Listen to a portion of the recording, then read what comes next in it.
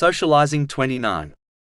In a narration found in Sahih Bukhari, number 1240, the Holy Prophet Muhammad, peace and blessings be upon him, listed 5 rights a Muslim owes another Muslim. Firstly, they are to respond to the greeting of peace, even if replying contradicts their desires. More importantly, a Muslim must fulfill the Islamic greeting of peace practically by showing peace and kindness towards others through their speech and actions. It is extremely hypocritical to extend the Islamic greeting of peace to someone, and then harm them through their actions or other words. In addition, this peace must be shown to others who are not present also. For example, the 2 Muslims who greet each other must not harm others through their speech or actions either. This is the true meaning of the Islamic greeting of peace. The next thing advised in the main narration under discussion is visiting the sick. A Muslim should try to visit sick Muslims in order to provide them physical and psychological support. It would be difficult to visit all sick Muslims, but if each Muslim at least visited their sick relatives, then the vast majority of the sick would obtain this support. A Muslim must contact the sick person and their household before visiting them in order to arrange a convenient time. All forms of vain or sinful speech and actions must be avoided, such as gossiping. Otherwise, a Muslim will only earn sins instead of blessings.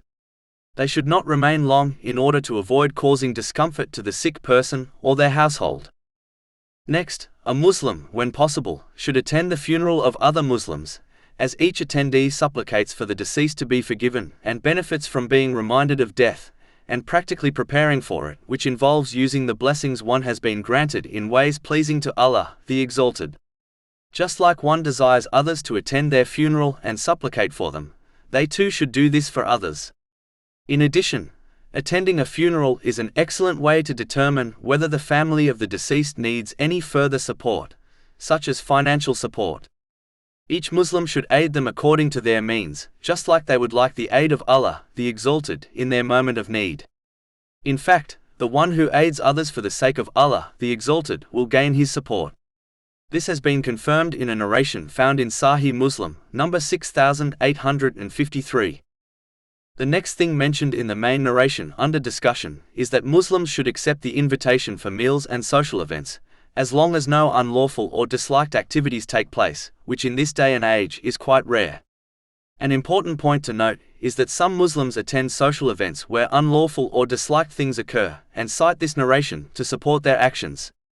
One should not misinterpret the divine teachings in order to fulfill their own desires, as this is clear misguidance and an invitation to divine punishment. One should attend the social events where lawful things are taken place, and beneficial worldly and religious things are discussed. One must be on guard to ensure they avoid vain and evil actions and speech, otherwise avoiding socializing is better for them. Finally, the main narration under discussion concludes by advising Muslims to supplicate for the Muslim who praises Allah, the Exalted, after they sneeze.